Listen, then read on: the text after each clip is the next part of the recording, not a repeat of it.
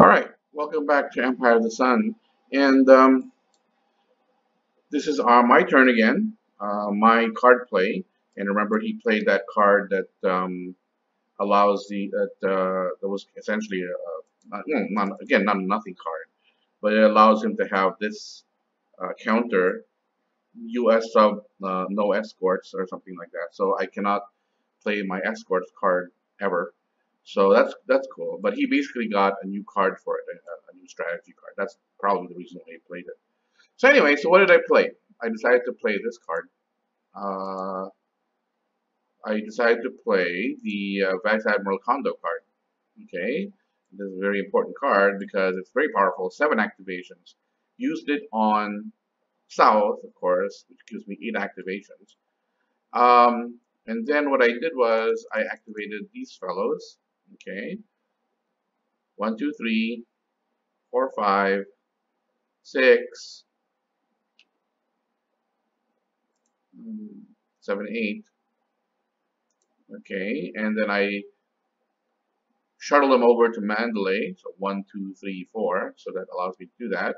So remember, it's okay to overstack during combat because stacking is not checked until after PBM, so it's okay.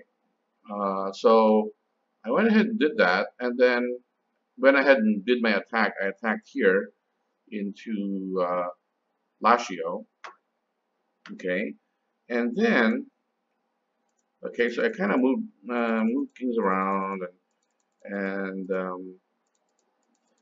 actually kind of changed my mind on a couple of these things, and just to show you what the end result looks like. Okay, so what I did was I was able to launch. I launched an attack with my 810 to this expendable air unit to try to pin this British unit down. And the reason why I used this air unit and not the other air units, the more powerful air units, was that I was worried about these guys.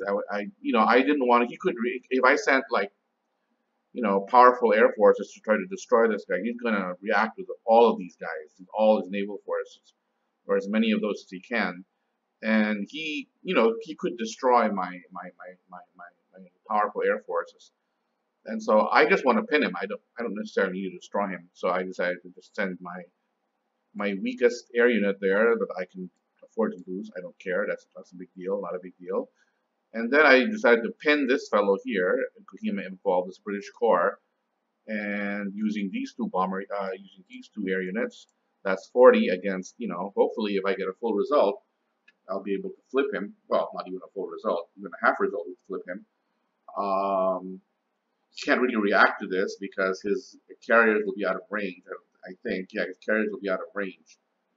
Oh no, he can only act with the carriers. Yeah, that's true. He can react with the carriers. I can bring in 12 factors here. Park this guy offshore. He can do this, I guess, just to show you. He can do this.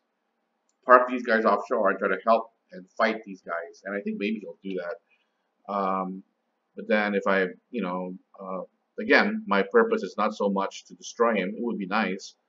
But hopefully if I get a full result, 40, if he gets a full result, he'll get 12. He'll flip one guy.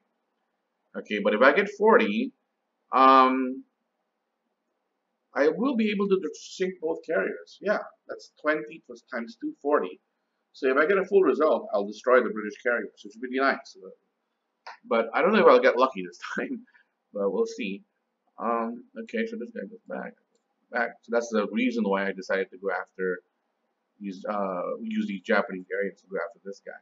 And finally, the coup de grace is to attack Lashio with these are 2 armies here, and using this as air support. Hopefully, the worst I can do here is a half result, which will give me an 18. 18 will flip this unit, not destroy it, but that would suck. I would hopefully be able to destroy this unit, or at least make it go away, and then he can fight. If he fights me, he can flip the worst he can do. He can flip one of my units, one of my 1812s, which would not be great. It would be we would both lose a step, and I would be repelled. Unfortunately, in order for me to win the fight, I have to destroy more steps then he's able to destroy me. So if I destroy one of his and he destroys one of me, it's a tie. If he destroys one of me, one of his, it's a tie. I have to retreat. So I'm hoping for the best here, and hoping that this will work out. And okay, so that's where we are, waiting for the results of that battle, and I'll show that in the next video what happens in that battle right over here. Hopefully our Battle of Burma will come to a successful conclusion. I also brought in, by the way, just to show you, I brought in more armies, more strength into Rangoon, with the idea that I have to eventually, if I'm going to attack out of Mandalay and do Akyab, I'll basically have to move 2 units or 1 unit, one of these 912s, to backfill for Mandalay, so it doesn't, because if I move these 2 guys, right, and I attack, say, Akyab like this, this leaves it open. He's able to eventually, I suppose, either move this back or move that back. My intention is to have this here, maybe move 1 guy, maybe move 2 guys, I don't know, occupy Mandalay, so these guys continue to be occupied, and Rangoon continues to be occupied. So I'm just bringing an enormous amount of strength into Burma to try to conquer it, because this is going to be pretty much it. I think if I conquer it, his political will will fall to 1, and then all of this he still has to be able to do progress of the war down here, and well, progress of the war anywhere actually. But if he gets the 4, if he gets 4, if he doesn't get the 4 progress of the war, then he's going to lose another PW, political will, and that'll pretty much be the game.